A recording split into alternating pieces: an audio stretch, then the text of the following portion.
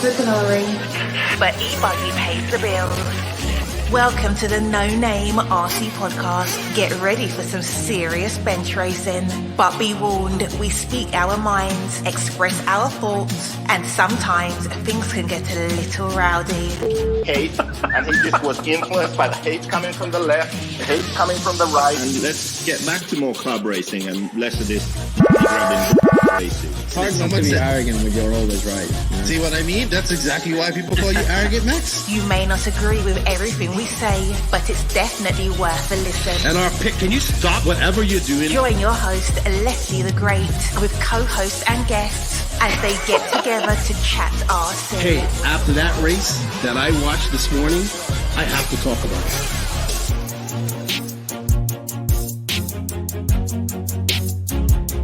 Here we go. $100 right here, $100 throw. Oh no! I like this.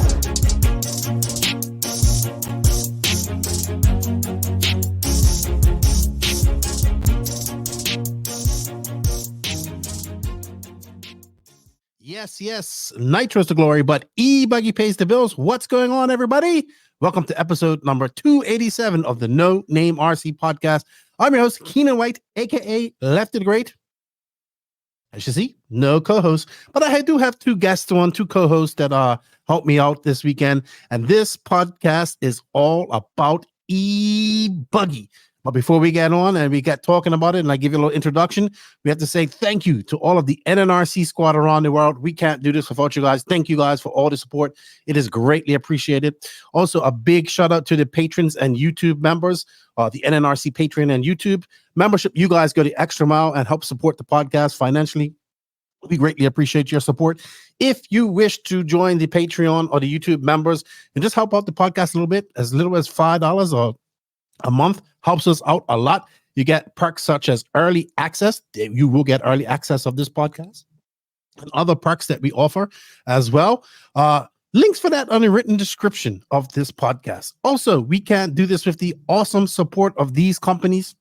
And remember, everybody, showing these companies some love shows the podcast some love.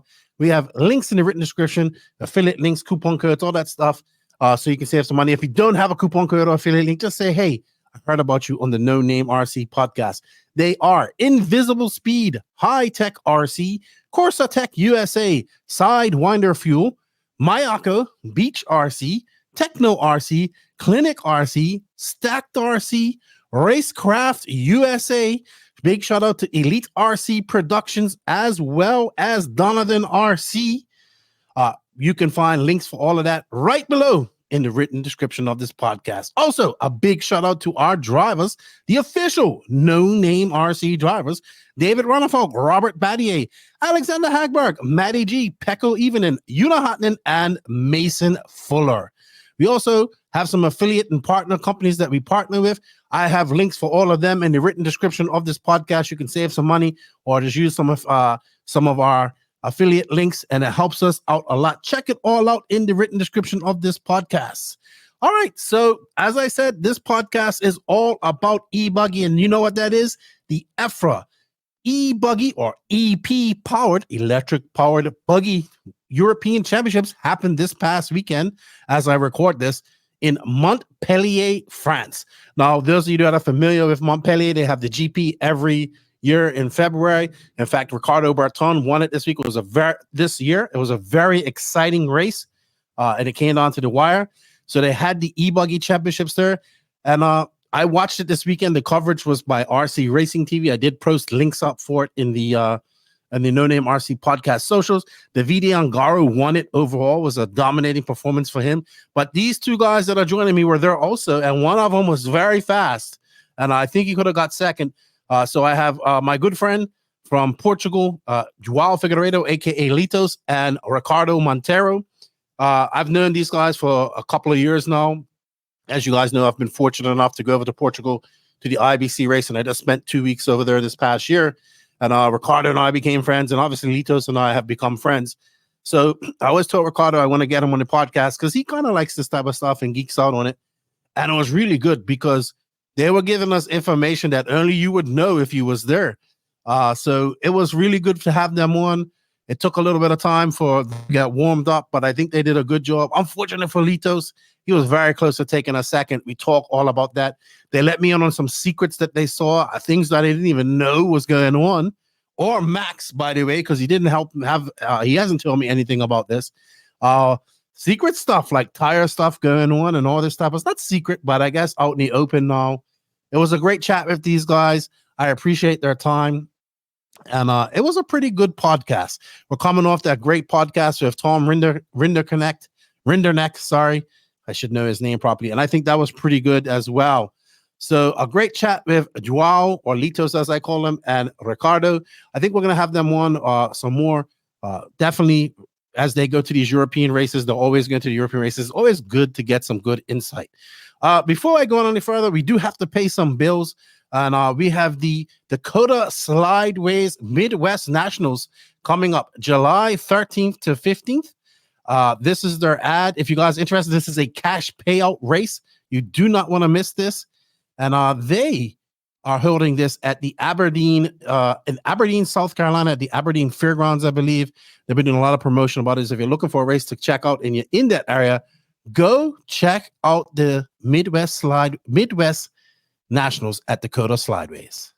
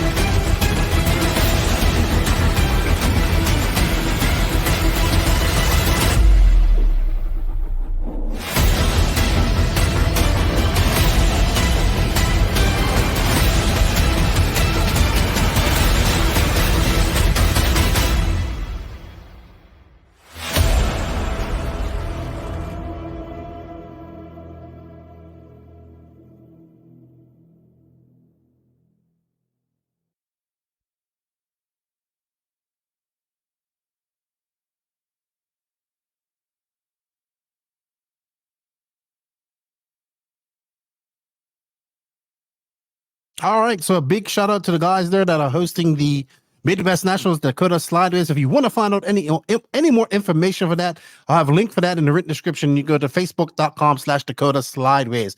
Go make some money in July if you want. All right. Also, don't forget this podcast is brought to you by Invisible Speed. I was talking to Joseph this morning. They are getting pretty excited. Lutz is doing some live meetings probably as I talk right now. Get in on all the action. Make your speed visible with Invisible Speed. And we have links for that where you can buy a 3-month course. You can buy the books. You can buy a year-long course as well. So check them out. Stop scrolling. You want to be Lewis Hamilton? Learn something new with Invisible Speed. You can't do everything at 100% maximum speed. You have to be smooth. I mean, when you drive a real car, if you drive a real car, how do you just, when you get to a 90-degree corner to turn into the parking lot, do you go like that with the steering wheel? Do you like slam on the throttle and the brake? No. You probably turn the wheel smooth and get on the throttle smooth. Same thing with an RC car. If you want to learn more and make your speed visible, stop scrolling. Joining me in the virtual studio this week to have a recap of the EFRA Ebuggy European Championships that happened at the Montpellier Raceway this past weekend is two good friends of mine that I got to hang out with a lot in Portugal a few months ago. If you guys don't know, that's Joao Figueiredo, probably, in my opinion, the most underrated driver in RC. He was very fast. Owner of the the B Buggy Arena and the International Buggy Challenge race that I've been going to. And in the middle is the middleman this week is Middleman Ricardo Monteiro, who is also another avid driver European driver, very good as well. Been racing for a long time. Welcome you guys to the podcast. Thank you for your time. I know you guys are a little bit tired after the Euros this past weekend. Thank you. It's a pleasure being here. That's right. Ricardo, I'm going to put you right on the spot. No official X-ray shirt. I mean, I'm at my homework, so I had to do with what I can. I have an hot race shirt. So he has a hot race shirt. That's good. I'm representing some stuff. That's exactly. But you do drive hot race as well as X-ray. So it's good because the X-ray guys were very good this past weekend. We're at the Ebuggy Euros.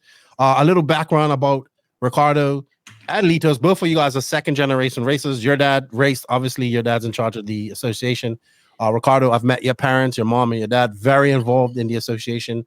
Your dad used to race. They're very nice people. I think I kept them awake in Guarda with my snoring when we went up there for the Ebuggy World Cup, which I'm very upset about. I hope I didn't. But very nice. Your mom's very nice person. Your dad, obviously, Litos. I've met your family. They treat me very well. I love Portugal. I really want to live there at some point. But yeah, both of you guys, your dad used to race, so you guys kind of race. Ricardo, you kind of got into racing a little bit later. It wasn't a natural progression, I think he was telling me. No, because basically my parents, like my mom got a car from my dad when it was his birthday. And then later on they decided to have a shop. And so when I was growing up, the shop was all that I would see, like growing up. So to me, it was nothing special. I didn't really want to do races and do stuff related to RC. I just wanted to like play football, be outside, things that maybe people don't do today. But yeah. Right. But you eventually got into it. You was about how old when you got into it, racing? I can't really remember, to be honest. I would say 2006, 2007. Okay. That's probably. And you're what, 30-ish now? 30. Right. So a few days to 30 till 31. There you go. And Litos, obviously, you've been on the podcast before. I think a lot of people know you. Recently making the switch over to techno this past year. Doing pretty well, doing very well. You and the Parente brothers, probably the strongest techno presence I've seen in Europe and ever. I mean, they've had different drivers like Barufalo and whatnot, but techno seems to be growing, especially during the south of Europe, Portugal, Spain, and Portugal. I know Greece has a big population of techno guys, and France actually. France, I was very shocked at. Yeah, France is the biggest one, I think. Really? Yeah, it's the biggest market, I think. More on Ebuggy though, and E-Truggy, from what I know. But yeah, there are quite a lot, guys. Yeah, because we had those two guys from France that were practicing, RC Tony and the other guy, can't remember his name, that you was helping out. And they were both techno drivers. So good push by Elias and the techno team over there. Was a good weekend for you guys as well with having two technos in the finals. But yeah, we're here to talk about the EFRA Ebuggy Euros that took place at the Montpellier MBM facility. This is the host of the Montpellier GP, which is a great race every year in February. It's very cold. It's a very European style track, I want to say. But they did change it up a bit compared to the GP, if the Nitro GP, if I'm not mistaken. Yeah, they did. They did like the whole left part of the track was different, basically. They added a pretty difficult chicane and didn't look that well once you got there, but then while driving wasn't that bad, to be honest. Everyone thought it would be worse. But yeah, the track is pretty much has been the same from a lot of years now. They changed a couple years ago. They added the bridge on the right side, and they changed the right side. So I think, yeah, they had to change because the EFRA rules now say you need to change at least 50%. So I suppose that's what they did. So yeah. Yeah, let's have a look at it while we're here. This is footage from the A final. It was also a lot more dusty than usual, it looks like. Yeah, and I would say that on this point it was a lot better than difficult qualifying when we got there on Friday. For sure. Oh yeah. Well, I know that chicane you're talking about. It's on a hill as well. Yeah. So it looked very hard. And then I think if I remember correctly, did they go this way did they go this way as well in the GP, or did they go the other way? Did you go? No, it was this way already. Okay. So this is the chicane you're talking about Yeah, right here on the hill. Yeah. Now, if I remember correctly, you came onto the straightaway for the Montpellier GP. Yeah. After. Instead of going to the blue part and doing all the jump here and then. So we would do this part where we are now and then go back to the top left and then go back to the straight. Into the straight, yeah. Yeah. Yeah, that double before the blue concrete section. That was that there in at the Montpellier GP? No, that's all new stuff. Okay, okay. So But this point is new. I'm sorry. Go ahead, Ricardo. Sorry. Then the chicane is in, and now it's all new again, up until the part where it's the same. So for those of you that are watching this may not be familiar with European tracks, that's actually polished blue concrete. And that has been there at that track for I don't know how long. I think I'm going to say decades for sure. Yeah, that same section. They also have some paver, a block section, like paved block sections as well. You have a tree in the middle of the track that's pretty cool with a bank turn. Oh, Litos, I think that's you getting it. Yeah. Wrong. We're going to talk about that. Yeah, we're going to talk about that. But just so people who are listening to this, they can get a little feel for the track. Now, when I've seen this track at other races, it's been a little bit more high grip, like it forms like a black groove, it seems like. And go ahead.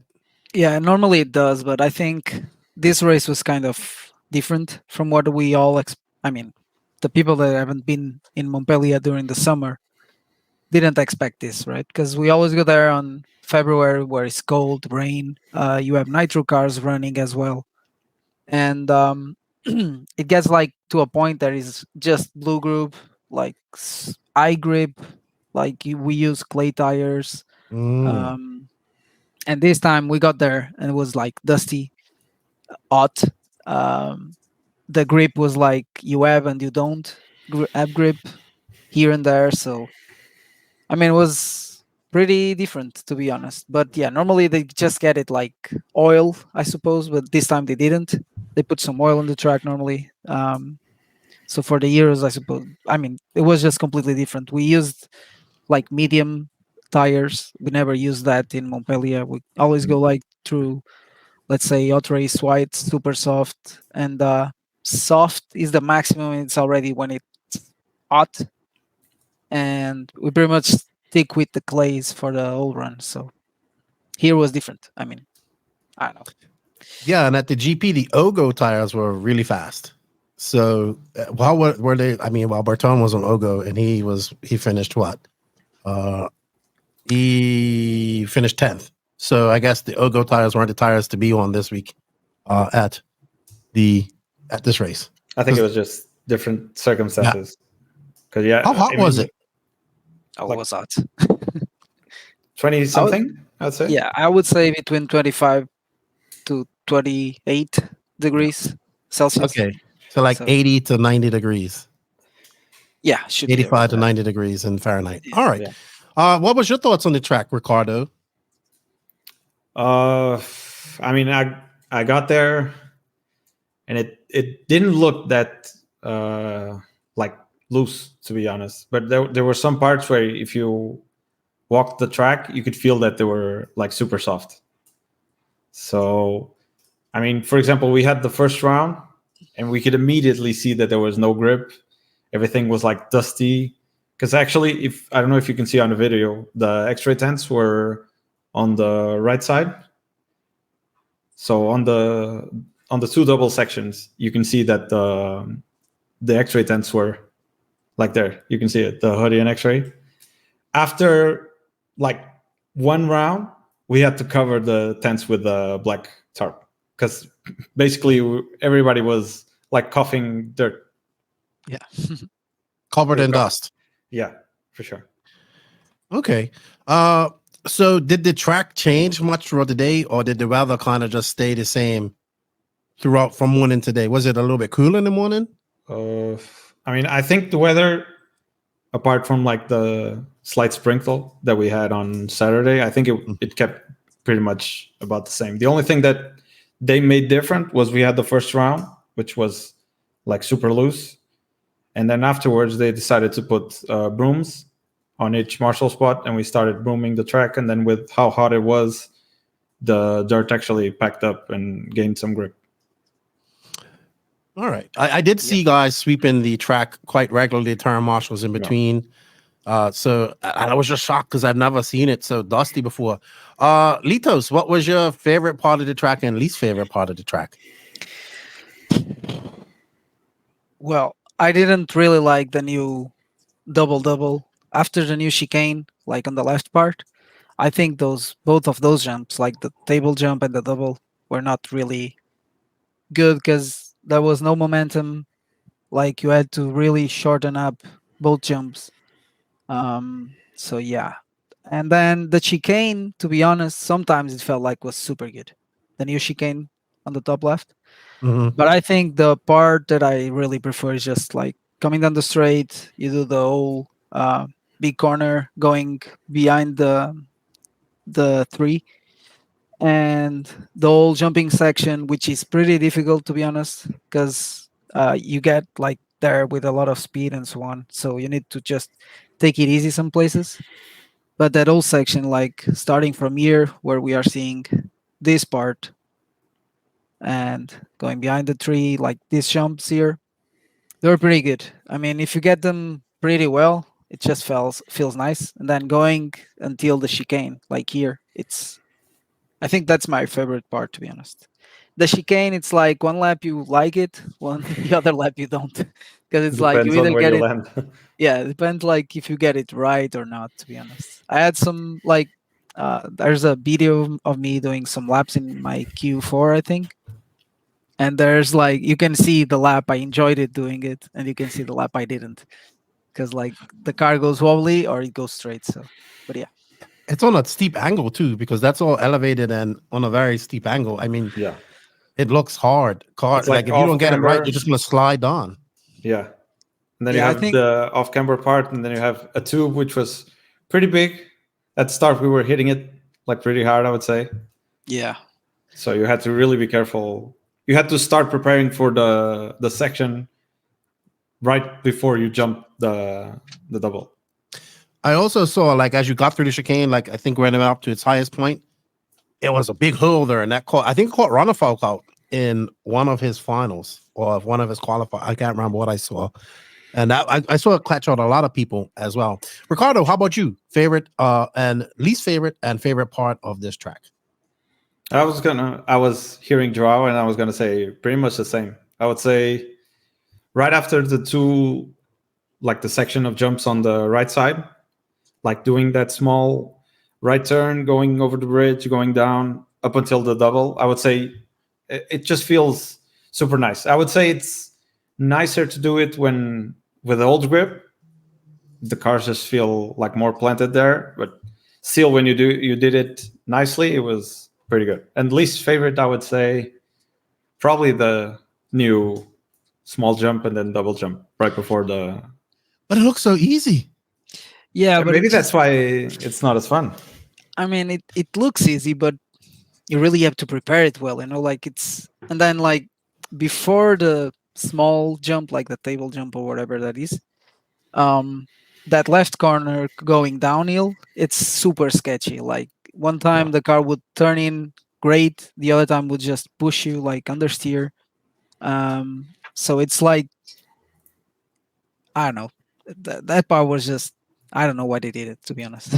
Yeah, because if you see, I don't know if you can see it from video, probably not, but from us sweeping so much and the dirt not being like super hard packed, it got some like waves and stuff. Even if it looked like it had some bumps, even like especially at the start of the straight, you could see some holes developing, and you can see some cars getting there all wobbly. So yeah, that made I think the grip was coming up, and then from the holes forming, it made it even more catchy. How about that polished section before that jump? That's always looked very difficult because I'm sure it gets a little layer of dust on it. It's already slippery, and you could just see cars struggling for grip. The jump in front of it is not the biggest jump, but It's hard. It is hard because, first of all, the double is just facing the rostrum, right? So you don't really see the car taking off. Whatever you are standing in the rostrum, you don't see the car for like half a second, I would say. So you don't know if you have the right amount of speed or not to do it. That's why I think so many people just case the jump or over jump it. And the slippery part, it will really depend. Like one lap, you would go there and the car just feels super nice and the grip is good. No. And you miss the jump just a little bit, or you go a little bit longer and it's just sliding everywhere. So yeah, but like for example, that's one of the parts that changed a lot. Not the Really? part itself, but it changed a lot compared to the GP in February. Because at the GP we would be using clay tires, right, or synthetic, let's say.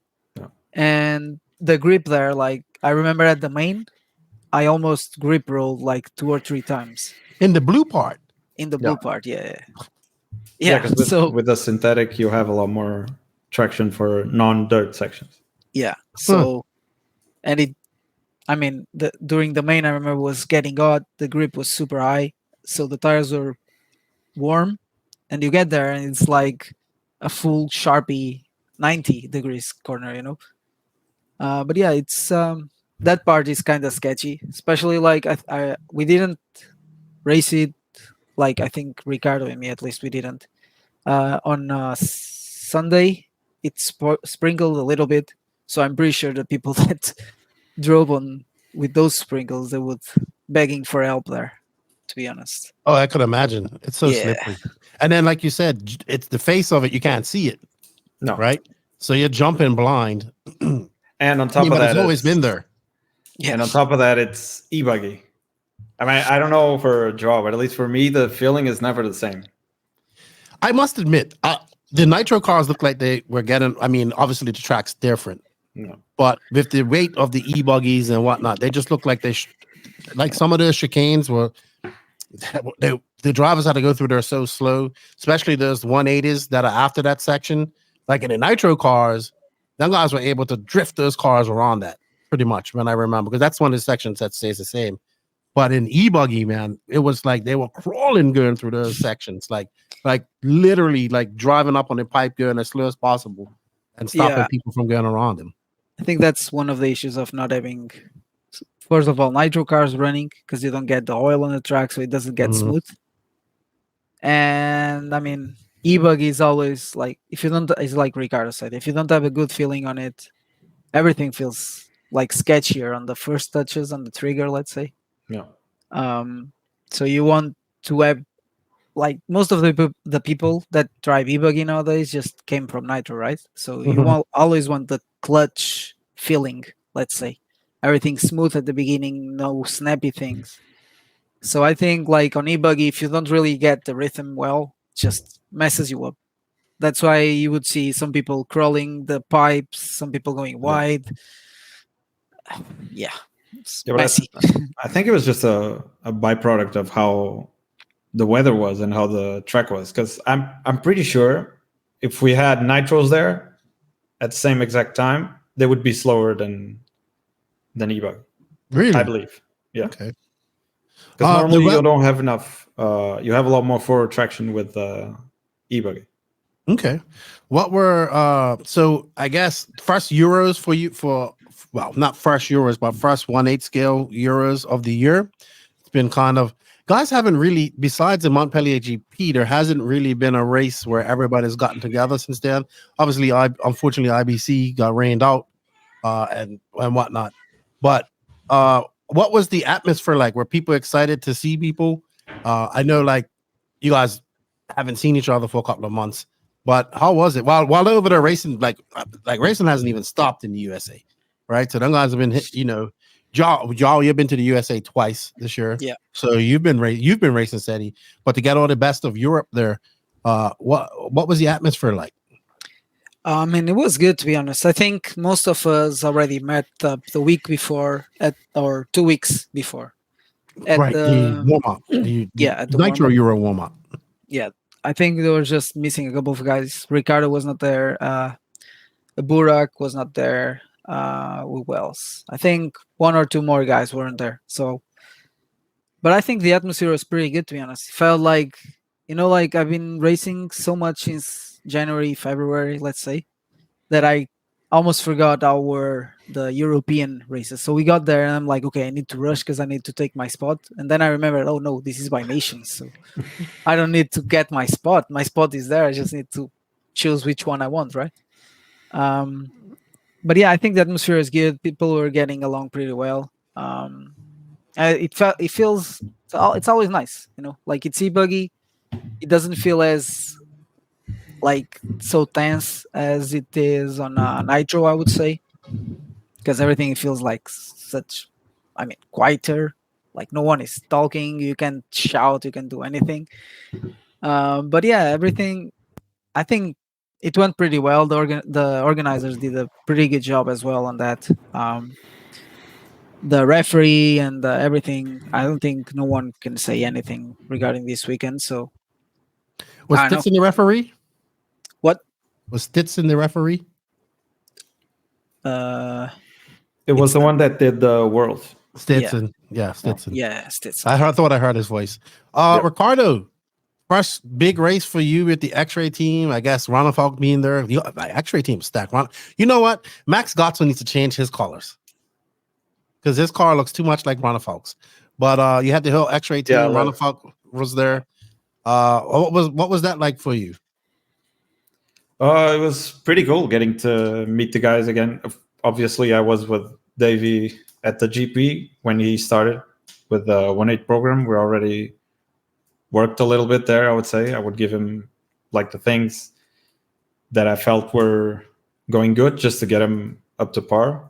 And then here we just continue with it. Actually, right before this race, we were in Marseille for a little bit of testing with the team. So it was pretty good. Okay. And how was the techno pits? How many technos were there, Joao? I was muted, sorry. Apart from the three of us, like the official ones, the Parientes and me, we had one more Spanish kid, Iker. Yeah, I know Iker.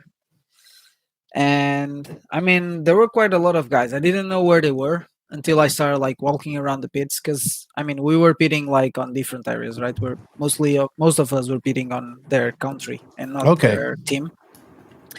But I think I don't know. I remember I went to meet up with Mark from Modelix, and I got there and I said, "Oh, this is where all the techno guys are," because there was a full table just full of French guys using techno cars. I'm like, "Oh, this is great." Good. What was the biggest team there, you think? Was it X-Ray? Probably. I would say between X-Ray and techno for sure. Really? Because X-Ray is pretty big on that part of the country because of Agon. Mm-hmm. That's true. And then France is obviously super strong with techno and e-buggies. So I would say it's 50-50.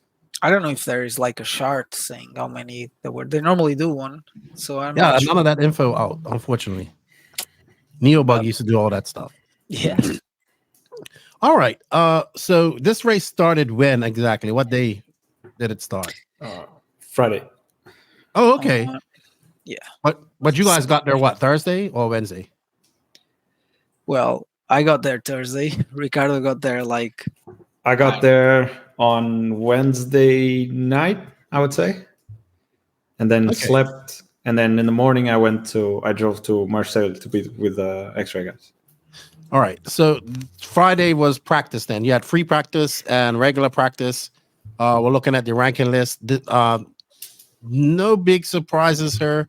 Ronafalk was very fast in practice. He got second in free practice. And I guess we could split is the free practice just going out there and just doing your best 10 minutes or whatever. And then the practice is where they kind of seed you, your best 3 consecutive laps, I assume. Yeah. Okay. So let's see. I have it up here. We had at the end of practice, it was Ongaro in front, followed by Ronafalk, JC3, Coelho, Remy Bermudez. So the X-Ray guys found something. Theo Lemire, he runs HB. Barufalo, oh man, Barufalo didn't even make the main. Clement Boda, I was surprised to see his name up there too.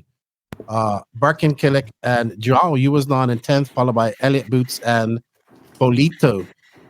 Yep. So not too surprised about the French guys being in this.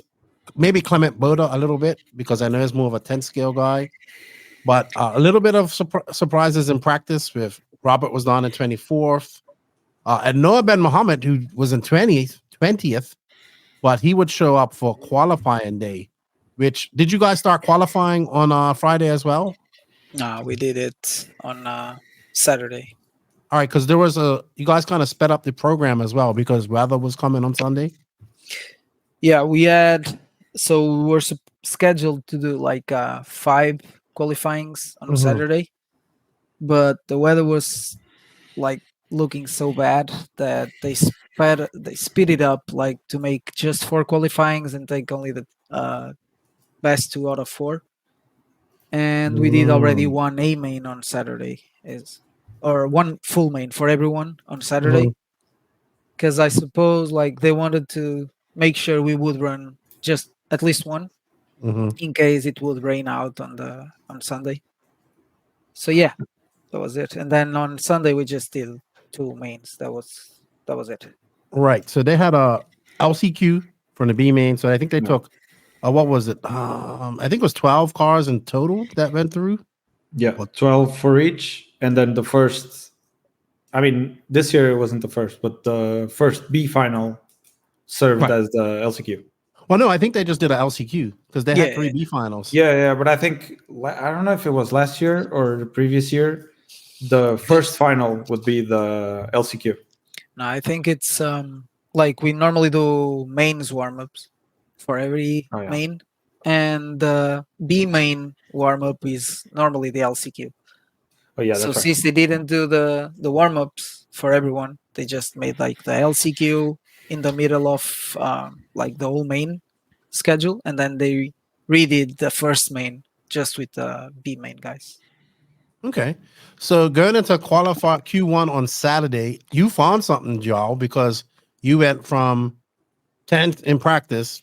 Ongaro takes the first practice, first Q1 with a win. You came 5th in that one, so you found some speed, top 5. Noah Ben Mohammed was the big surprise. Who young French racer, I think he's 14 years old. If people don't know who he is, he's an X-ray driver. He finished 3rd in 4-wheel drive after a great battle with Bruno Coelho at Robin Hood Raceway for the 10 scale European Championships maybe 2 years ago, I think it was. So I was very shocked to see him doing well. JC3, he kind of had a slow start. He was 13th, so that was one of his throwout runs. Ronafog, we got to talk about him because he had an 8th in that round as well. So he kind of lost some pace overnight. What happened? What happened? I'll ask you, Joao, because you found some pace. What happened between Friday and Saturday where you picked up the pace? Because you also got in Q2, you came 2nd. You won Q3, UTQ Q3, and you got another 2nd in Q4. Well, I know that we did change some stuff on my car. I think we went like different pills, like the inserts on the arms and everything. We changed a little bit that. I went to an 8-hole setup. I was on 6 holes, so I went straight to 8 holes for qualifying. I think that helped a little bit as well. But I think the thing that changed the most, they cleaned the whole track. Ending Friday, they just took out all the dirt of the track, and we were still like brooming the track, right? So it just maintained the grip more equal, I would say. Okay. Because it wasn't like a big change, but was definitely a little bit. And I mean, I stuck with the same tires and everything from Friday. At that point, we were still using like Amazonia, and everyone was using like the kind of long mains tires, let's say, kind of stuff. Everyone but Davide. Davide was already on like I think it's Black Hole, the name he was using, which is kind of the indoor type of tire and so on. So yeah, I think we just kept the same. The speed was good. Noah was a big surprise. That was for sure. I mean, I suppose he's at home, French, right? So he's feeling motivated. The kid is super fast. He's always been fast, I suppose. What But did the yeah. X-ray guys find, Ricardo? I would say we came up there with mostly the setup that the guys found from the testing the days prior. And then I would say we just changed because the track developed. Like it got more packed, slightly less dust in there, and also the holes forming. I would say we had to change a little bit. But you, for example, you were saying about David getting a 8 for the round. I would say he was one of the many qualifiers where he was unlucky because he was going super fast, and I think he got a crash on on the final laps, I would say, because I think his pace was super good. Yeah, and then I think in one of those qualifiers, it must have been the second one. He finished. He didn't get count because his transponder didn't count. Yeah, so he started counting, and then I think his transponder just disconnected or something. I'm not sure. And then the time control wasn't really, or didn't really notice, because otherwise they would have been able to put the laps in. We got to look at the EFRA rule on that. I don't know if I think there's a ruling for that, because I remember Carlos, because Carlos Gomez was there, and he was saying that if they picked it up fast enough, they would have been able to do something about it. I don't know if they would average the laps or just count it manually or whatever. But they said there was stuff that they could have done to get him a time.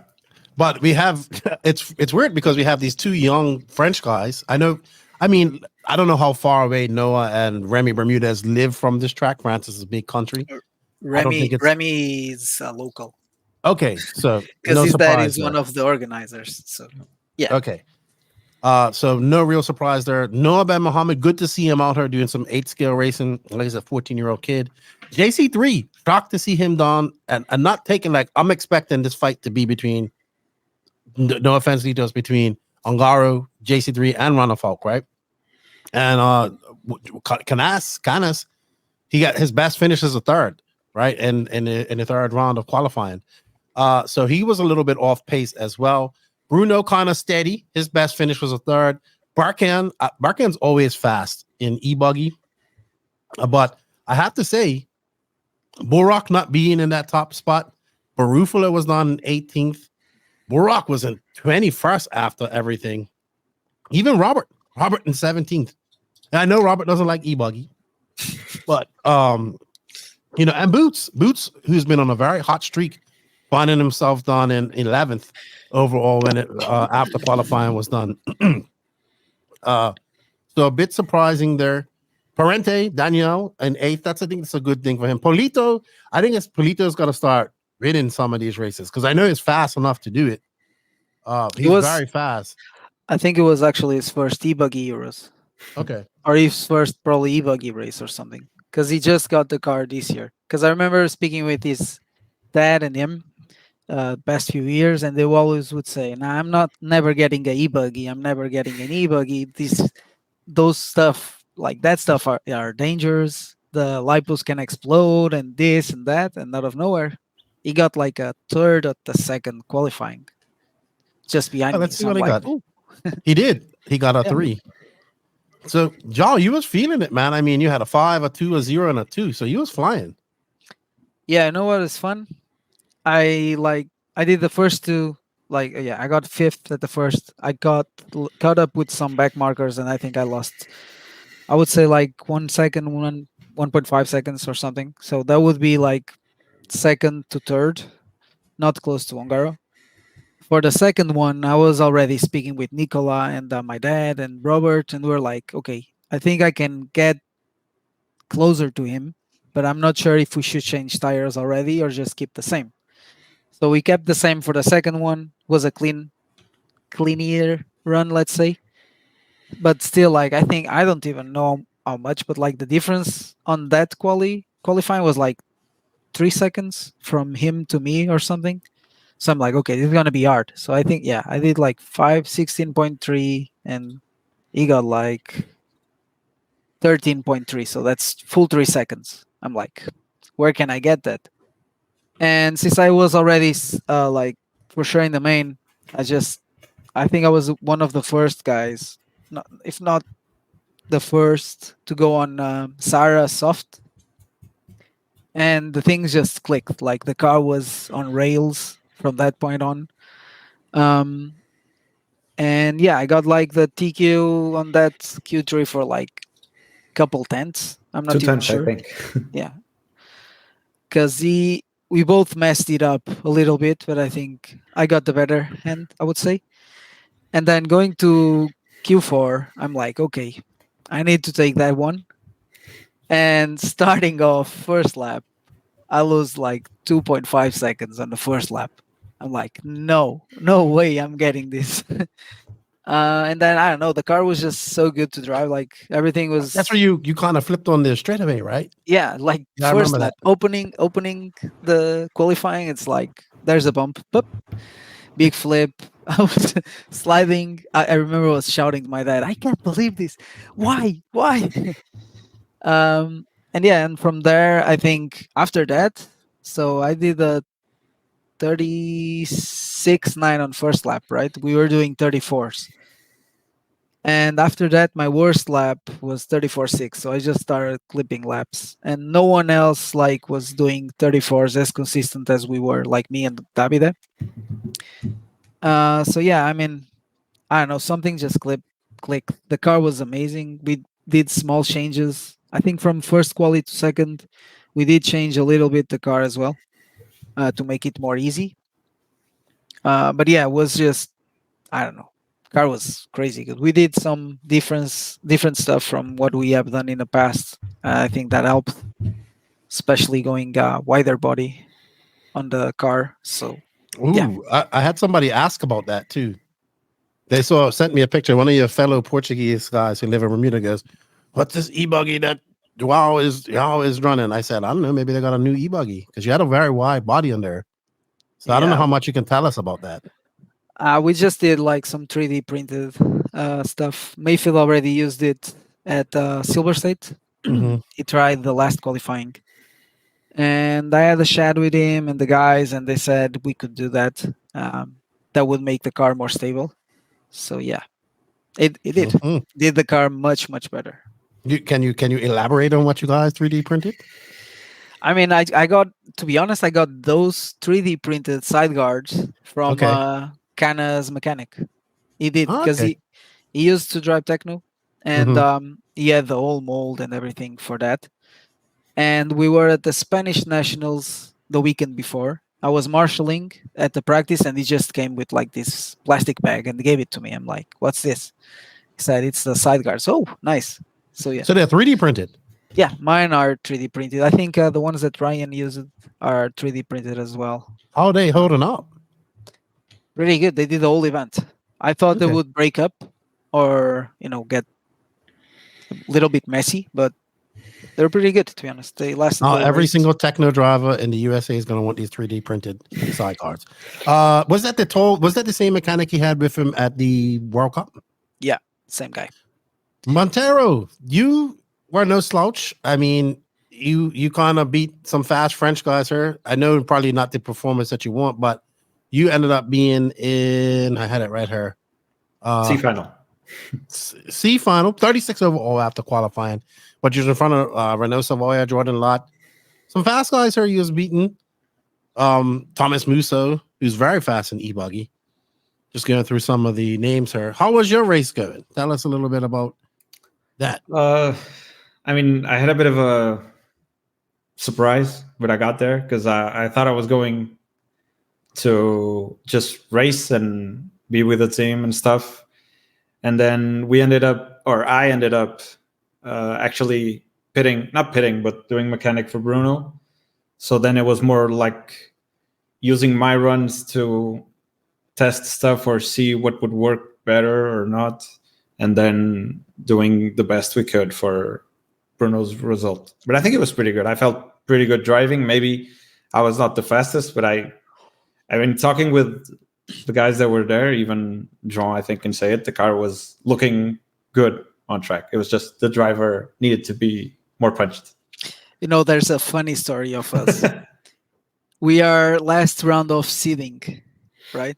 And I was up. Me and Bruno, we were both up after Ricardo, and he was driving, and I had my headsets on. I'm like speaking with my dad and asking him how is Ricardo doing. He said, "Oh, he's going slow." Like I don't remember what time we were doing for 3 laps. Let me check. But it was like, so yeah, kind of did like, what's that? Oh, they don't have it here, or do they? Yeah, they might have it here. Wait. Yeah, so we're doing like 144. Let's say that would be the average. 145, 144, 143 for 3 laps. And Ricardo was like on a 148 on the last one until the last 3 laps. And I asked my dad, he said, no, he's going slow. I don't know why. And I got next to him on the rostrum. And I'm like, dude, you need to step it up or you're going to be like 8.5 or something. You're going slow. Just push it. Let's go, let's go, let's go. And I did the last 3 laps by his side, just saying, come on, push, push, push. And like saying where he could push more and so on. He ended up like getting his 3 best laps on the on the 3 last laps, right? So until there, I have it here. He had like his fast lap was the 35.4, which was okay, but he didn't connect like 3 good laps. So after that, like he had like a 37.2, and after that was like 35.4, 35.2, 35.6, and he improved to a 146.3, like out of nowhere. I'm like, dude, why didn't you do that at the beginning? So yeah, it's what he said. Like he needed to improve. I think sometimes he gets too comfortable, and he just gets there and he's like chilling, driving. I think I'm just having fun. You know, when everything just clicks and feels okay, and you're not like on edge 100% of the time and just having fun around the track. That's how I have been feeling lately. Hold on. You said you was doing some mechanic work for Bruno, but at these races where I'm seeing your dad's doing all the work on your car. Yeah, we had a chat about that. So basically, when I crossed back to Bruno's car, my dad stayed with my car. Mm-hmm. And then we had the whole of the discussion. So yeah, now you're working on Bruno's car and you never work on yours. Maybe you could have done that from the beginning. So I think your dad likes working on your car. That's what. Oh, for sure. Oh, he likes working.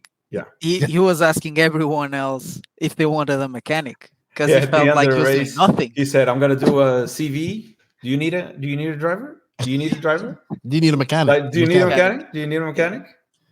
Because when I was the races that I've been at and he's nonstop. He don't stop. Yeah, he just loves wrenching, I think. This race they were pretty chilled. Yeah. Since and your mom's always off doing something too. She was the team manager this time. Yeah, I saw that. She was carrying the Portugal sign. Yeah. All right. I guess my biggest surprise of this is Ronnefalk. Obviously, with this, he finds himself in the BQ. But a pleasant surprise was actually he was very fast at the World Cup. Is this kid David Todd, right? I remember at the World Cup that dude, even though it wasn't a big turnout, he was fast. Yeah, he actually was he was 14th right behind him. I know Robert wouldn't be happy with a 17th, Barufalo in 18th, Burak 21st. Jesus. Who else do we have here? I think that's about it of the really fast guys that I expect to be in this main. They had an LCQ. Ronnefalk dominated that from start to finish. Not surprised about that. At one point, I thought that maybe Robert and Bruno Robert and Burak were having a good little battle. But I just, like I said to people, I think Robert, I know he wants to do better. I know he doesn't like Ebuggy that much. Well, Robert's in that next phase of his RC career, which is transition over to businessman and all that type of stuff. Excellent blog by Robert. Unfortunately, you guys don't speak Spanish, but it was a very good blog of it. You was in it, Joao, because when you guys were racing go-karts and all that type of stuff. There. Yeah. So go check that out. So Ronnefalk starting on the back foot. Very good start for him, but kind of starting on the back foot. And it's kind of similar to what kind of has been plaguing him this year. DNC had a good run, but like Silver State, he had some good starting positions, but he got taken out quite a lot at the start and had to start from the back, and just not able to make his way up to the front, right? Which we've seen him do before. So I'm hoping that he can get those type of gremlins out of his system and get back on track. We talked about it, Ricardo, and he said something that he said to me as well, which was, he said this to me in RCGP. In 2015, I didn't win one race. In 2016, I won the Worlds. So we can never count out Runner Falk going into this here. But pleasantly surprised with Noah Ben Mohammed. Bruno Connor, they're in solid. You know, I was bragging on the chat how I thought that you are surpassing Bruno. I still think you are the number one Portuguese off-road racer in the world. Appreciate it. And then that started a whole plethora. Well, Bruno doesn't race this much. And I said, look, no disrespect to Bruno, because he's damn good. We go into this. 13 cars in the final. We have 3 A finals. And I think they had 3 lower. Each man got 3 lower finals, if I'm correct. So I think they went. Let's see. To bring up the finals, they went on to a final. It looks like. So everybody got 3 10-minute runs. It was 10 minutes, correct? Yep. So lots of runtime for one class, Ebuggy. Yeah, it was good. I think people appreciate it, to be honest, because I think the past years we have been doing it always like this. At least in Europe, you always get the 3 qualifying, the 3 mains for everyone. And, you know, I think most of the people that just come to these races are just want to enjoying, right? Like Ebuggy is just this shield class. There's nothing like big noises and everything. So people are just there enjoying, grabbing a beer with their friends, wrenching their cars, talking shit about each other's, right? It's a lot more laid back. Yeah. Yeah, I get it. So I think they were having like 30 minutes for everyone was just good, to be honest. Okay. So also I want to reiterate there were no bump ups from these mains as well. There was just an LCQ. The only bump up was Runafalk. They started A1. We had A1 on there. Kind of Ongaro kind of made it a little bit boring, right? He kind of gets out there, A1, wins A2. I know Juan Carlos Canas, he just like it just seemed like honestly, the only person I felt that had something for him was you. Wow. I thought the same, to be honest. Like, you know, like I have. So I'm gonna start because these past 3 races have been like just like a clipping thing on my mind or something. I don't know. Because like the warm up, I finished 7th, I think, or 8th or 9th. I don't know, somewhere around there. But at the semifinal, I was leading the semi in front of Canas and Robert. I flamed out, some issues in the pits with the fuel gun and so on, but that's it. We go to the next weekend.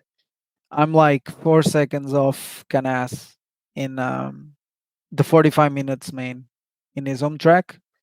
So I'm like, you know, like you feel confident, the car is working good. So I started to do the same thing on my Ebuggy. And I remember leaving from my house in the morning to get the plane to Barcelona. I was telling my dad, I don't really know how is this going to go, because it's the only class I never really know how it will be, right? Like everything is just a rush. Like you need to do, the qualifyings need to be on point, otherwise you're out of the main. Then you go to the main, it's 10 minutes. You either do it well or it's a mess. Like you don't have the time to come back, right? And I mean, I did the qualifying, was good. Got to the main. I was super nervous. I'm not gonna tell you I wasn't, because it was like the first time I felt like I had the pace and speed to do it, to be there. And I mean, we did like a wrong tire choice because we kept the same as we had in qualifying, but I think it was fun. Like from 2 p.m. where we finished the last qualifying to 7 p.m. or 6:30 or something, the track just got like super grippy. Cars were like moving around so much, and people already had told me like you should go on mediums, but I'm like, should I risk it? Like the car was so good on qualifying, I didn't really want to change, right? And yeah, I mean, at the beginning, I thought I could keep up with him a little bit, and then like 4 or 5 minutes into the main, I'm already doing more and more mistakes. I'm like, okay, I need to settle down and see where I can finish, and that's when people just started to overtake me. But yeah, Ongaro was just on another level on this race, so was pretty hard. Canas came back pretty good. Mm-hmm. Did he find something with tires? Only J I- Concepts guy out there, right? He had both Baldos there. No, aren't J Concepts? Yeah, Is that been announced? I suppose so. They have been taking pictures. I Yeah, don't on know. their- Ricardo How have I missed that? Yeah, on their post they already have J Concepts No shit. and stickers on the body as well. Ooh. I think Ooh. Going into the world, the owners of the track are now on J Concepts. Smart move, J Concepts. Smart move. I did not know that. But yeah, I think he found something. I mean, he kept asking. I remember at Ricardo was marshalling like at the 11 cone or something, and I went to him after his first main, and I saw Canas like asking like this, and we were both talking, me and Ricardo, and I'm like, is he talking to me? And then I just figured out, okay, no, he's asking the Baldos if the tires are good or not, because I suppose they were testing some stuff. I'm gonna have to message him and ask him. I have no idea because they were a Matrix, right? Weren't they a Matrix? Yes, wow. sir. Yeah. Ricardo, you're holding out information on me. I mean, we knew about it for a while because we attend the nationals, so it was something that we knew about already. Well, Dude, that is gonna bode well for all J Concepts drivers in September. but yeah, for sure. Now that you're talking about the situation with the Baldos and Canas, I know they were testing some stuff. So Really? Yeah. Like new compounds or new tires, new tread patterns? I don't know if I can say it. I don't know. I mean, I guess it was visible. If someone took a picture, Joao can say it. Joao can say it. You don't. Yeah, have I to can say it Joao because can say I don't know. I know Yeah, that it's better. Canas told me that they had some new stuff, it. like different design. Mhm. I know that for sure that he had a different compound for like harder compound in Spain. Mm. That's for sure. Nothing else, I suppose. But yeah, they are like different. They are doing stuff. From what I know, they are doing stuff to do better here in Europe. Well, it's a big 'Cause- market, right? Big I think- market that J Concepts needs to get into. actually, Yeah. I think everybody was doing, or pretty much all brands had something new or that they were testing at this race. That's right, because I heard Hot Race had a new tire. Now you're both gonna go quiet. Now you're both gonna go quiet. That's all right. We do, I get it. I mean, we do have one, and people already saw it. It's Havana. I think we can. Yeah, I say think. about it. Yeah, Hot Race already posted a story about. Yeah. They didn't show the design, but they showed the name of the tire. So Well, what's the name of the tire, and what's the purpose? What's this tire made for? can we say it? I don't know. I suppose we can. I mean, you can be vague. I mean, look. I don't want to get you guys. in it's trouble. gonna be something to get in between Sahara and Amazonia. Okay. Yeah, that's what I was And- gonna say. The thing that Yeah. probably we were missing, or that we needed to work on, was maybe something for when it's like super oiled or super dark, or some kind of combination that would work with a speed that would be similar to a Sahara, but with the consistency of Amazonia. Okay. Yeah. Cool. See, we're getting some inside scoops. It's always good when we have you guys there. I did not know about the Baldo brothers, but now that I think about it, it's actually a brilliant move by J Concept. Brilliant. I hope All Nico right, doesn't get mad at us. Nicola, he can get mad at me. He can He's get not mad at gonna me. get mad. I love him. I love if, him. loves if me. on the next podcast you don't have a hat, we know something happened. Nah, I think we'll be all right. I mean, it's no secret the tire's coming out. It's just, it's Yeah. gonna come out eventually. Yeah. So we go into, like I said, Ongaro dominates A1. I have my points up here. It looks like JC3 took second. Joao, you had a 6 in that round. So was it? Yeah. No, round 1 you had A1 you had a 6. Noah Ben Mohammed, he had a 3rd. That's actually really good. Really surprised. I'm surprised because he's a 10 scale guy. I hope he does some nitro. His parent, him and his dad seem to be very nice people. I think it does. It does quite a lot, to be honest. Oh, really? Yeah, I think it just never got. I mean, sometimes it does like pretty good. Sometimes he's there like quarters, let's say quarters to semi. Sometimes he's fighting there. Does he do nitro? Yeah. Oh, nice. I'm pretty sure you're going to talk about them, both him and Remy at the B Euros. Oh yeah, yes. I'm commentating. Remy, I suppose is not, because he was Euro B champion last year, right? So yeah, but I don't know if you win, they don't kick you out. It's only if you do top 50, I think, at the Euros. I'm not sure. Because I remember talking with Euro B. Me? Either of you? I didn't. He did. He tried many times. I went there once and I won it. I could have thought that you told me you won a Euro B. This guy won the first Euro B ever made. Where was it to? No, it wasn't the first one, I think. It was the first one the Portuguese guys attended, that's for sure. Yeah, probably. Because I had no idea there was a Euro B up till then. Where was that Euro B that you won? In Spain. I think you and Max have something to call. I think it's won a Euro B as well. I don't even know where the Euro B is going to be this year because it's next month. Spain. Okay. Right. In Sax, where we had I'm going to be there. Nationals.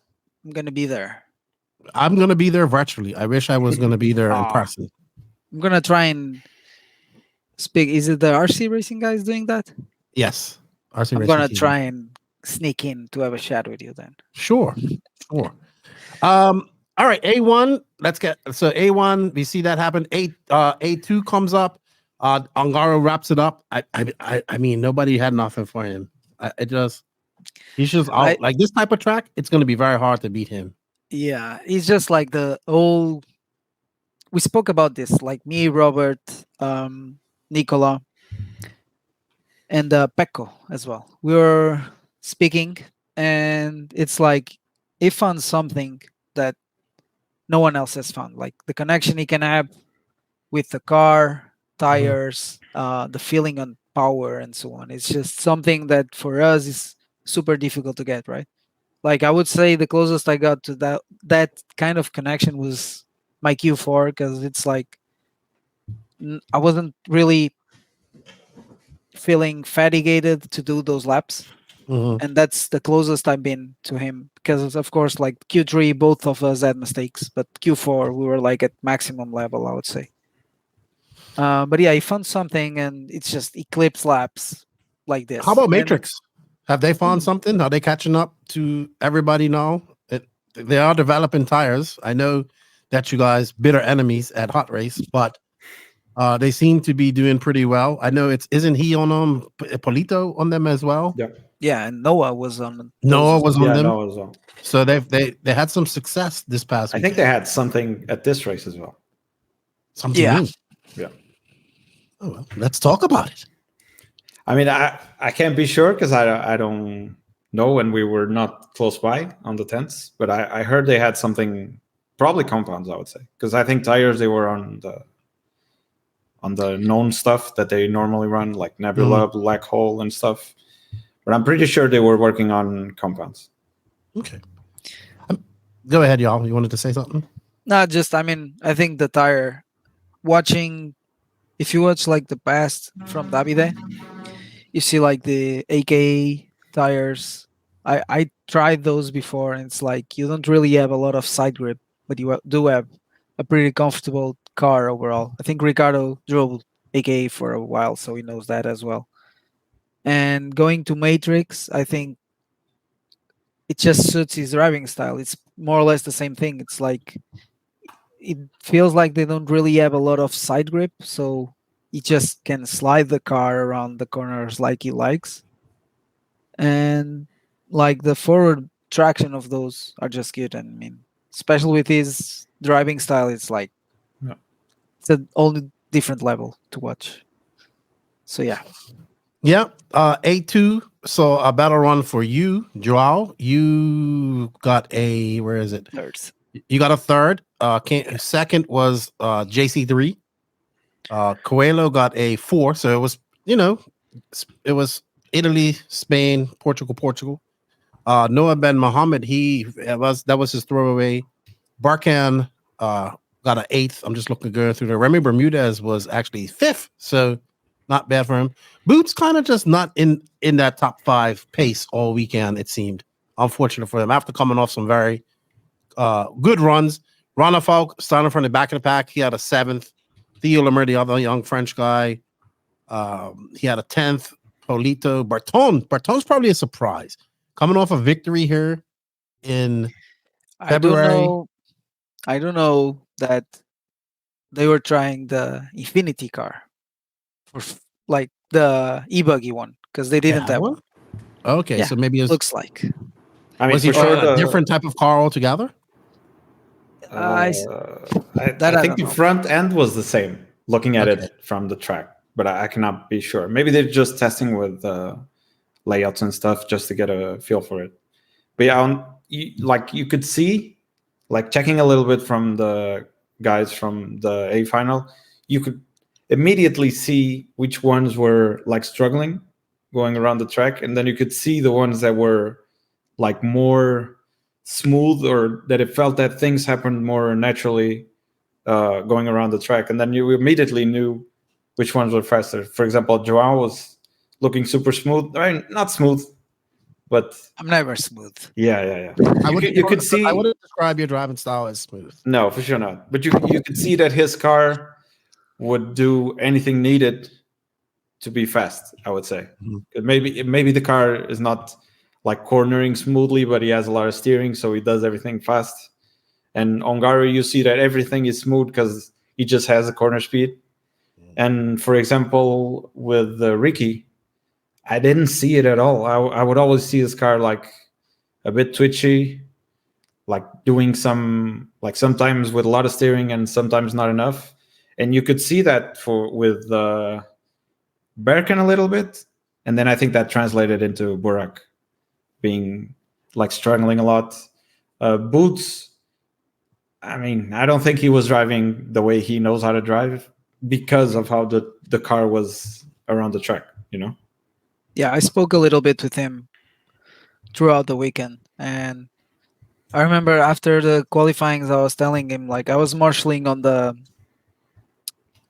double that has been there forever, like the side one that we jump sideways just before the chicane, and you would see like he wasn't comfortable because everyone else would land on that and just full throttle until you get to the chicane, and it was just smooth braking over there. Him, it was just like you could hear, I mean, it's a e-buggy, but you can hear like the motor and everything. It was like super, super smooth because he was afraid of whatever the car was going to do. I think he figured out some stuff for the mains, but it wasn't. I think he never felt really, really comfortable. He told me that he has been a passenger the whole weekend. So it's just there doing the best he could. Yeah, I mean, e-buggy is different, right? It's a whole different animal. I know plenty of people that are really good in e-buggy, but like they aren't going to nitro, and I'm like, well, you need to practice nitro a little bit more. Yeah. E-buggy has that power where you can just kind of tiptoe around places and just blip the throttle. And if you're a really hardcore nitro guy, you love that. I just think nitros carry more corner speed overall because you have to, right? You have to keep it in the power band. You have to keep it in the revs and all that type of stuff. So it's give and take, right? But we go into A3. We're going to bring that up. Joao, so going into A3. Oh, hold on. I've made a mistake here. Going into A3, you actually have a chance to finish second because if I win, yes. You had a third and Canas had a second. And if you could win, which I had no doubt that you could win this, you would take the second place because you would have a 3 and a 1 over here. I think it was you, Uh, I think it was me, Noah, and Coelho. Canas.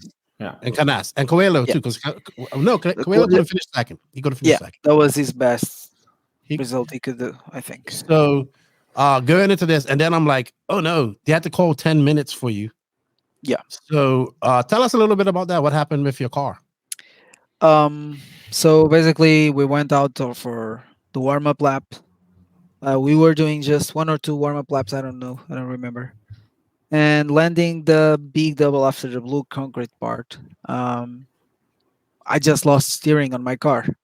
And I'm like, oh no, there goes the servo. There goes the servo. I tried because like the throttle and everything was working, but the servo was not working, like the steering. I told my dad, I rushed downstairs, took off the body shell out, and my servo was not working. Called out for 10 minutes or whatever the time they give us. I think it's only 5, to be honest. I was already going to change the servo, and Robert was with me, and he told, like, once they told me I didn't have time to do it, I stopped doing everything, and he told me, like, check all the connections and see if everything's okay. And on Techno, we need to use an extension for the servo because the receiver box is in the back and the servo is in the front, right? So yeah, my connection, like the connector, was just a little bit off. So yeah, I had to ask for the timeout, and started last. That was it. Oh man, I was so gutted for you. And then you started last, but dude, you made it all the way up to 4th. Did you see where he started? I don't know if you noticed that. Yeah, Let's go I'm back. like Dude, that starting was just after so the random. I mean, the 13th place was already weird. Dude, the 14th, it was like he might as well just have done the track like in reverse, and it would have been the same thing. So they had one starting position like in the middle of the corner there. Like, Yeah. I guess that was 11th. Yeah, they did like I think 11th, 12th, I think, and 13th were already in the middle. Otherwise you couldn't really see the car. If you can push it back, it's Yeah, I'm gonna stop it at that position so we can see.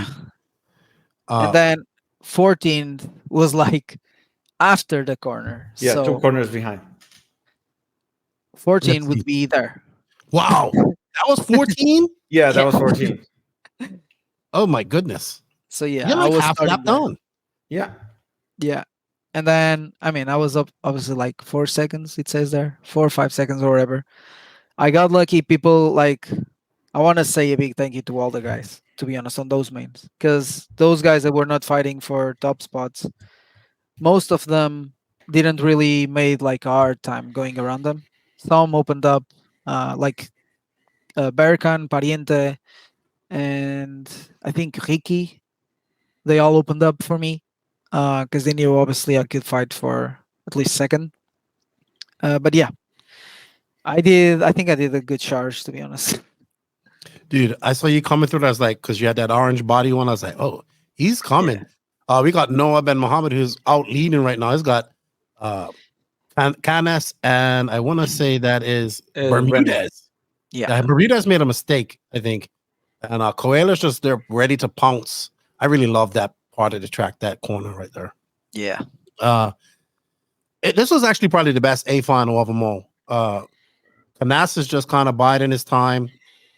And he ends up winning this here. I think Coelho takes second, if I'm not mistaken. Yeah. Yep. I think so. And so Canas will take the second overall because he wins this. Bruno takes second. Noah would take third.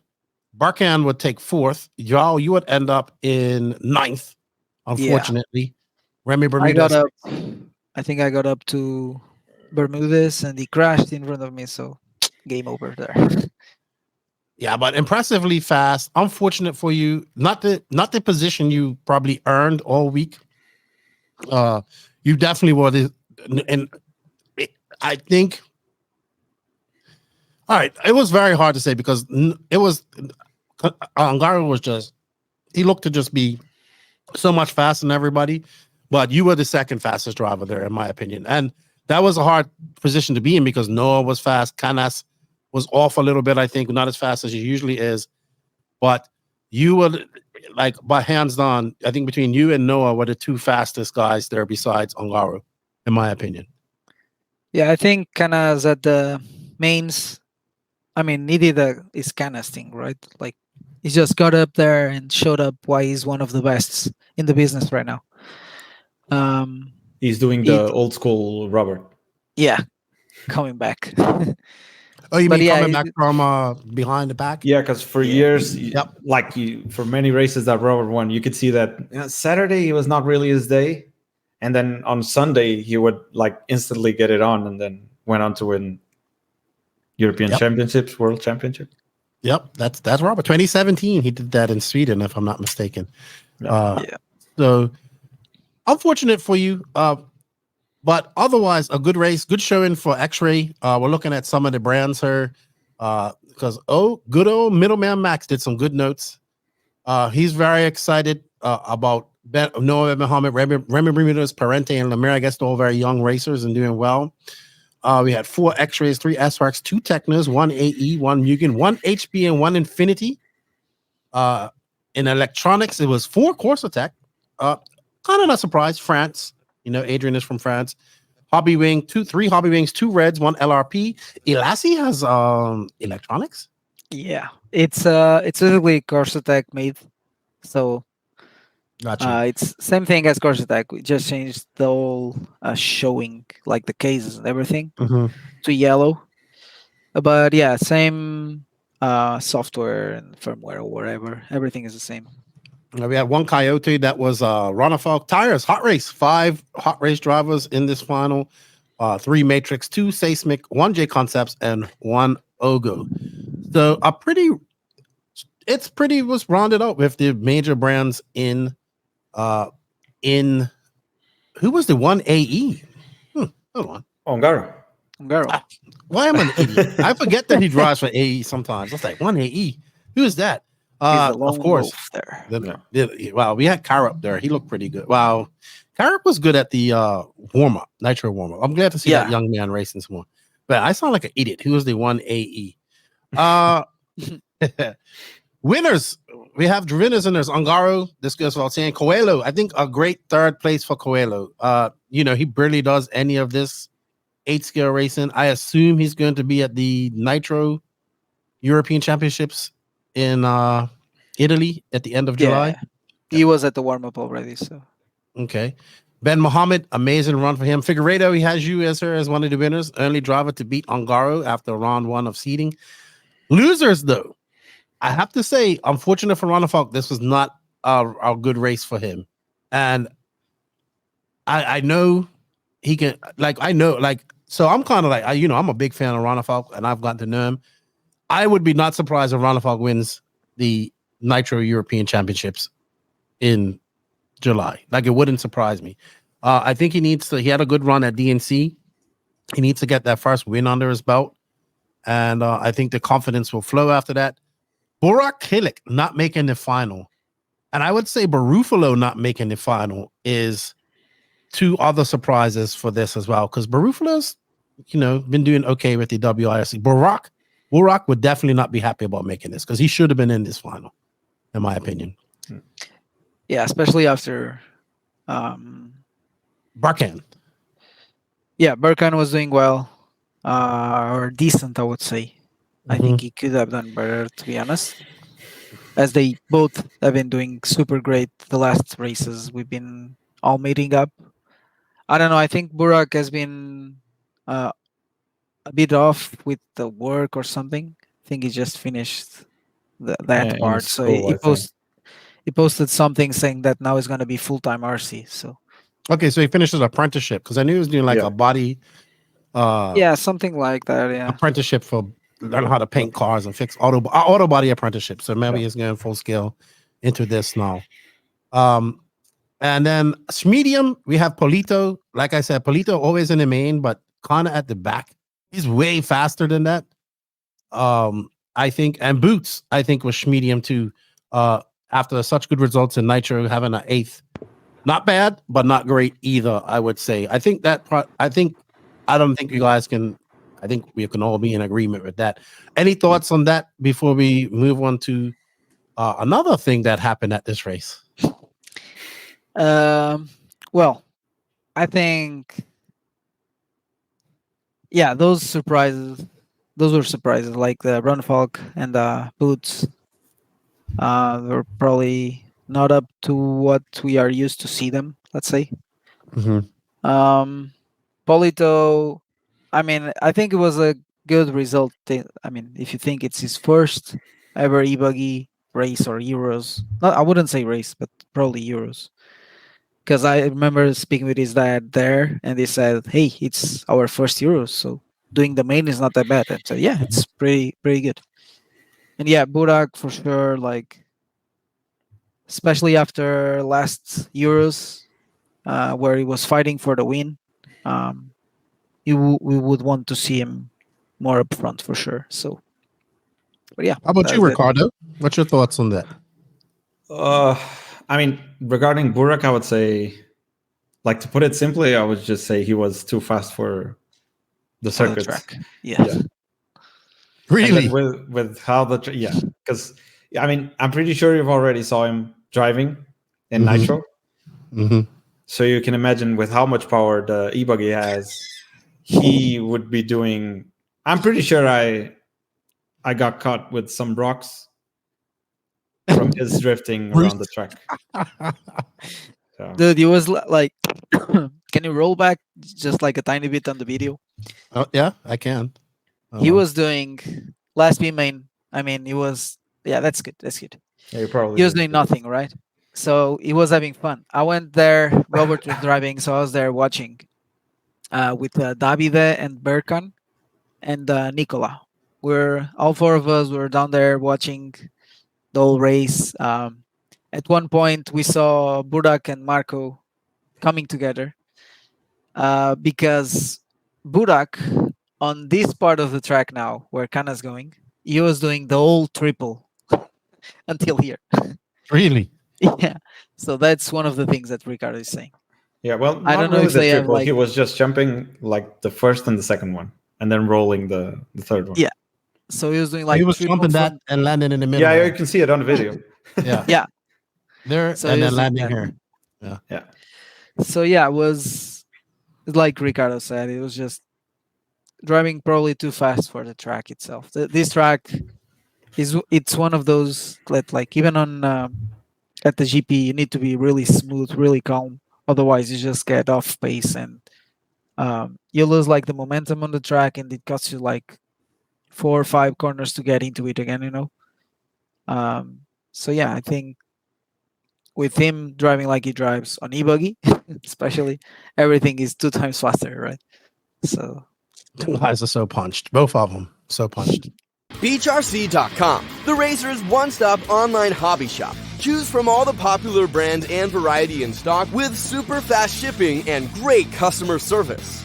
BeachRC.com still has the local hobby shop feel with all the benefits of the internet. BeachRC.com is the exclusive distributor for Ultimate Racing, S-Works, Pro Circuit Racing tires, Nitro Lux fuels, and Assault RC performance products. So fill up your cart and check out at BeachRC.com today. All right, so Joao, I guess I gotta ask you, man. Well, we'll do that. Our final thoughts. So, this caused quite a stir yesterday, and of course, Middleman Max has to talk about this because I will reiterate, he did all the notes. Lens Body, who is Nicola's body company from Hot Race, they debuted a body. I think Boots was the only one that ran it, and it got quite. I didn't even know, so I thought it was the S-Works ready to run body, right? And it's a rocket ship. I mean, I tell you what, if this works, all that negativity will go away because people's gonna run it. But you'll share the picture of this here. It's the Volturno. Is that Volturno? So what does that mean? Like, I think it means. I'm trying to think. I'm gonna say it's a mix of something of 2 words. I would say. Yeah. I mean, it looks like a spaceship. It looks like is it a fighter jet? I don't know how you call it. Is it a fighter jet? So Maybe, yeah. Max asked me to ask you this, Joao, and he said, Joao, if Nicola told you to run this, would you? That, I mean, I would try it. I'm not saying I'm not trying it. I would try it because definitely Elliot improved once he put it at the body. Did he? So he Yeah, tried he it. did. What was his thoughts on the body after he I tried? think he's been driving it back home as well, testing Okay. it because he's been testing a lot of bodies with Nicola. Mm-hmm. And he says that like eye grip tracks, let's say my track, for example, the Ebuggy Arena, this is gonna work pretty good. That's what he said. So it just stables the whole car pretty good on the track. That's what he said. He says that the jumping side of it's really bad. Just the front just goes up and it that's jumps it. super weird for sure. Yeah, but he said like on the surface it works pretty nice. So what did Nicola say about this? What was his design thinking when he went into this? Oh, he said we spoke because I was with him after the race, and he said that his designer for bodies is a maniac or whatever, like he's crazy, and he kept telling me like I told him that it looks ugly and people will not probably use it, but then he said, but you know what? It looks ugly and people are speaking about it, so I might as well just send it to the market and see. I'll tell you what, publicity. All publicity is good publicity, and if this works, if it works, everybody's gonna it will be copied. And you know what? I think if you paint that one on proper paint schemes, it doesn't look that bad. I mean, yeah, I would like to see it in some paint schemes, but I mean, this is. I know we're all used to that nice cab forward, that type of style bodies that we have now, but I know Max would be geeking out on this because he's all into this aerodynamic stuff, right? Especially with his bodies. I would have to give him a 30-minute timer, because he would just go on and on about it. I think this is things that we're not really looking at in RC, and we're going to have to start doing it. I guarantee you, if this works and guys are fast with this, there will be copies or similar bodies out there like this. So maybe Nicola's onto something. Get through that negative publicity, and if people start using it and it works, no one's going to care what it looks like, as long as it works. Keenan, is this the new Bruggy saga? Like the new saga of RC bodies? No, because I mean, truggies are supposed to have like a truck body. This is still a buggy body to an extent. Sure. I mean, but it's way different. Like a low profile body almost. I'm gonna ask Nicola. I really want to know. So let's go. So like all this type of stuff, all these little side dams and all this type of stuff and these openings, it has to be for something, right? Now, is this specifically for e-buggies? Yeah, this one is only for Ebuggy. Yeah. Okay. He says you can't use this on Nitro. It's too low. Yeah, because there's no clearance for the air filter, I think. Or the gas tank. Yeah. Too. Yeah. Well, maybe, yeah. Interesting stuff, but you never know until it works. Yeah, until you try it. So that's right. I wish Nicola all the best. And like I said, if it works, people will use it. All right, we're gonna wrap this up, but I wanted to pick you guys' thoughts because we are coming up. You guys have the Nitro Euros coming up. Litos, man, what do you think what do you guys think you gotta do to beat Ongaro? Because it just seems like it's gonna be very hard to beat him. I think we just need to find something that makes us more comfortable for the whole 45 minutes. If you go and check his warm-up race, he wasn't the fastest. Boots was really good, right? Yeah, Boots was the faster. I think I was the second fastest, to be honest, on the fast lap. Mm-hmm. Or I think I got the fastest lap. I don't know, something like that. So I know that Davide just did that the whole 45 minutes, right? So we need to find something just to try and get that pace like he has for the whole 45 minutes. So I don't know. I guess we'll find out once we get there. Like the track was pretty similar to what we drove this weekend at Montpellier. like the grip wise and everything. Really? Because they did glue it a bit, right? Yeah. What about They the tried. Worlds? Worlds is gonna be tough.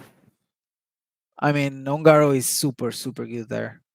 We've seen him driving there, but we've seen Ronefalk as well at the Worlds with the Mayako doing pretty good. And Canas as well. And Boots. Yeah, Boots did and a you. pretty good. And you. We Yeah, can't talk about. I did a decent main. I mean, I'm aiming. I want to try to be on that top 3. To be fair, Okay. I'm not going gamble on this. I just think I have the pace to do it. So we'll see. Do you think you could win the Nitro Euros coming up? I can be up there. I'm pretty sure. Okay. How about you, Mr. X-Ray? I think I'm gonna have fun being there, even if it's racing or not. I don't know yet. What about your team guy, Coelho, Ronefalk, these type of guys? I mean, like I would say Bruno is like Joao, sort of. So I would say that if he has the package where they want it, I'm pretty sure they can be up there with Davide. So I would be confident for either one of them to do good there. All right, Joao, being as you've been to the USA quite a few times this year, the Americans obviously we're talking about Worlds now. They got a feeling of what the surface is like at Redavon. I know the Boulders say they're going to put in a new layout. Only certain things will stay the same. I don't know if they've started that yet. I don't know if you guys have any inside information on that. Oh, I think everything is the same because I'll be there for some laps. So right. So the surface probably going to remain the same. Do you think the American drivers come over here with a better chance than they did in 2022? I think they will come up with much more info than what they have. That's for sure.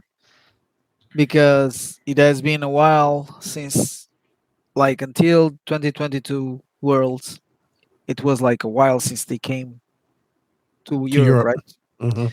And I think, like, to be honest, like 2014 Worlds in Italy was pretty much the same as we have now on kinds of surface and grip wise, or at least was like the most extreme you can get, right? So I think they will have much more info, especially like I don't know about the other teams, but Techno, for example, is getting. They are always asking us if we need something, if we know something that can work. So we are working pretty good to be competitive and make the guys coming here and being competitive as well since they won, right? So I think they can do pretty well. I mean, they always do, even if it takes them a couple of days to get into it. You always see, let's say, half and half in the main, Americans, Europeans. So the cream always rises to the top. The fast guys will be fast. I was going to say that. The fast guys will be fast. Yeah. I'm very now with this J Concepts and the Baldo brothers running the J Concept. I think like, wow, that was stunning information. Now my brain is clicking. I'm gonna see these J Concepts guys here next month. I'm gonna pick their brains about that. It's gonna be interesting. I'm looking forward to it. It's gonna be great. Yo, AMS for you. Bring this guy with you. Bring him to another American. I'm trying.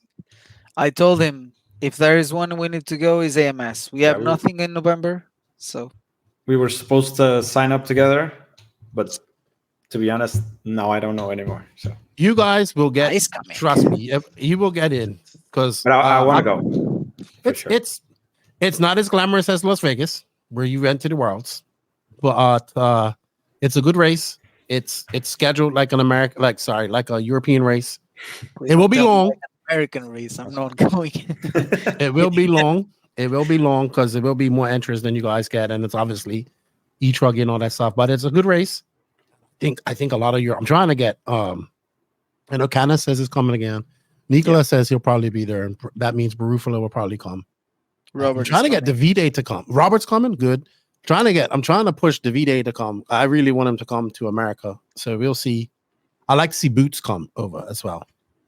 I think I heard that Davide is going to try and be in more races in America next year. So while Matrix, if Matrix wants to get into that market, which is the American market, they need to go over there. Yeah, they need to. And race. So it's a whole different ball game over there. And I still want the Americans to come over and race with you guys. IBC Americans. Well, they will be there. They will be there next year at the Ebuggy World Championships. That's going to be held at your race. Yeah. So they need to come. I can't wait for that. We're changing the track quite a lot. That's our idea. And we need to change it like at least, I would say 2 times at least. Right, because you have a Euros there. You have IBC. Like your dad goes, be prepared to come to Portugal 3 times. I'm like, not a problem for me. I might just stay there. That's the way I feel.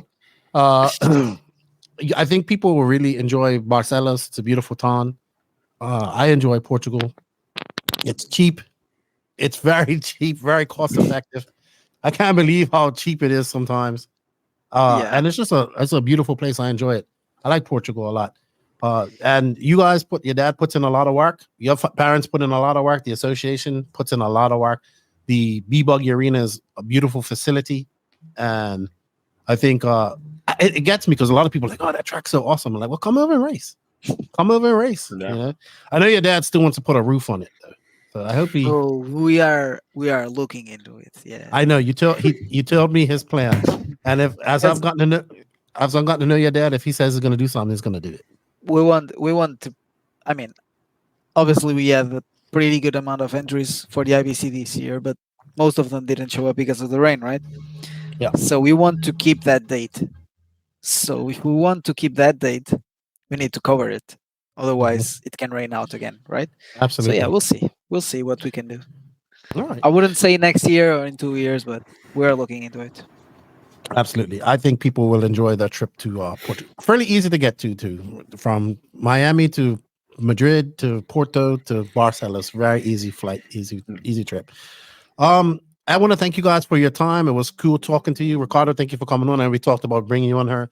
Probably going to see you on her a little bit more. I think you and Max can go in science mode while I stare blankly into the camera and act like I'm paying attention. Into the void. That's where I go when he goes into that. You know, I have this 5-minute timer, and I'm hoping that it helps him, but he doesn't. You turn it many times, right? Yeah, he doesn't do safe words. We even tried hand signals on the last podcast. Nope, it just keeps on going. But you know, that's all good. I want to thank you guys. Congratulations. I'm fortunate for you, Joao. I think you had second at this race. And I still stand by, like, your improvement, I would say, in the last 3 years has been amazing. Your adjustment to getting on the techno has been great. I think it really suits you. Yeah. And I think you've been at pretty much every main and every big race you've been to this year. I missed only the NC main by 0.3 or something. Did you? Yeah, I struggle at qualifying. It's something I'm trying to work more, because before I was going super good at qualifying and do bad at mains. Mm-hmm. Then I got to the point that my qualifying was doing but I was doing pretty good mains. And I suppose like this weekend I did pretty good qualifying. Then mains again. So we'll see. We're working on it. Ricardo, if what happens, which is telling me earlier, happens, I wish you all the luck, man. That's something, you know, you, after talking to you in Portugal, like, you're definitely science mode. And maybe not as much as Max, I would say. Thank goodness for that. But I appreciate you guys' time and friendship. I had a blast with you guys in Portugal. I look forward to seeing you guys hopefully at AMS. Well, I'll see you at the Worlds. For sure. And then hopefully see you at AMS. And then definitely, if I'm alive, because anything can happen, I'll be in Portugal next year. So I look forward to that. Thank you guys for your time. I wish you guys all the luck at the Nitro Euros. Have fun. Probably have you on after that to get the inside. Really getting all the inside scoop stuff here. Hope we don't get you guys in trouble. I don't think so. I think you'd be all right. You know? Should be good. All right. Well, you guys enjoy the rest of your day. Enjoy your vacation, Litos. Thank you. Ricardo, enjoy your gaming. Dude, so just because I talked about this, tell everybody what you do for a living. So I work in esports. Mm-hmm. Specifically, I do the broadcast part of the Portuguese competitions for esports. So I'm sitting in my little hotel room in Barcelos in this chair that was so small, on his little desk, recorded with Max for 3.5 hours, and he messages me, he goes, "You could have come to the studio and recorded it in our badass gaming studio that we got here." So I will be doing that next time I come back. And what games do you guys what's the two games? We work mainly with Riot Games. Mm-hmm. So it's League of Legends and Valorant. Cool. That's cool stuff. Main cool games. stuff. All right. Well, you guys, thank you for your time. Enjoy the rest of your day, and good luck at your next race. Thank you very much. Thank you for having us. Awesome. Thanks, guys. Tell your parents I said hello as well, please. I will. Techno RC. Techno RC is a championship-winning manufacturer of high-performance A-scale, 10-scale, nitro, and electric RC buggies and trucks. With a worldwide dealer network, USA and Europe-based headquarters, comprehensive warranty program, and global race support, Techno RC is excellence in RC. View the full lineup of Techno RC race-proven vehicles by visiting www.technorc.com. All righty then. Thank you, Joao, and thank you, Ricardo, for your time. It was a great chat catching up with you guys. Good luck in your upcoming races. I know you guys have the Nitro Euros coming up and all that good stuff. So I'll see you guys at the Worlds, and then hopefully we'll see you at AMS, because I know a lot of Europeans are coming to the Alabama Manufacturers Shootout in November. I hope you guys enjoyed this podcast. Have enjoyed these little short form podcasts. Let me know what you guys think. Planning on doing a live show, I think, this week. Let me know if you want to bring the NNRC hotline back. I am looking for a company to support that or sponsor that. That does cost some money the way I want to do it. So if your company, you want a one-off thing that we're going to do probably twice a month, let me know. And let's resurrect the NNRC hotline. That's it. I hope you guys had a good weekend of racing. I hope you guys had fun. I know that as I'm recording this, I will be going on to Santo Domingo. So by the time you heard this, I would have been on there already. And I'll let you all know how that went with the GT ONROAD Racing 5th Scale GT8 and all that stuff. It's going to be cool. So I really look forward to talking about that. Probably have Max on next week as we do next week, Lex. You see, I'm getting confused. Later on this week to do a Nationals recap. Just trying to push out a lot of content here while I'm here. Because it's going to be a busy second half of the year with the Elite RC Productions crew. And like I said, RC Pro-Am and Wicked Weekend are my next races. I look forward to seeing you guys there. Remember, if you guys want to get some NNRC swag, let me know. We have hats and shirts available, and we'll get those shipped out to you. So let us know. And once again, a big thank you to all you guys out there, the NNRC squad. We've been doing this for about 5 years now. 287th episode. 286 more than JQ ever thought that we would do. I set out a goal. 300 is right around the corner with 13 away. I think that's 13. Yeah, that's my math. I'm pretty impressed with that myself. I still love doing these things. So I love talking RC, and I love having guests on here, and I love hearing from you guys as well, and your questions and all that stuff. And I think that's why I want to bring back the NNRC hotline, so we can have some more viewer interaction and do some live shows. We honestly can't do this without you guys' support, so I thank you. If you ever see me at a race, come up, see me, talk to me. I'm always there to chat. Get some stickers from me, because without you guys, none of this is possible. Also, a big shout out to the patrons of the NNRC and the YouTube members. You guys will get early access to this podcast. I thank you guys for all the extra support. If you wish to support us just a little bit financially, you can. Links for that in the written description of this podcast. A big shout out to these companies that support us. Obviously, this is a program. It needs to be supported by sponsors. I'm glad that you choose the No Name RC podcast as a place to promote your business. They are Invisible Speed, High Tech RC, Corsatec USA, Sidewinder Fuel, Mayako, Beach RC, Techno RC, Clinic RC, Stacked RC, Racecraft USA. Big shout out to the Elite RC Productions and Donathan RC. Shout out to our drivers, David Ronafalk, Robert Battier, Alexander HagBerg, Matty G, Pecco Evening, Unahatnan, and Mason Fuller for all you guys' support. We greatly appreciate it. Our official No Name RC podcast drivers. A big shout out to our affiliate and partner companies. We have links for them in the written description as well. Shout them out. help them, let them know that you heard about it on the No Name RC podcast.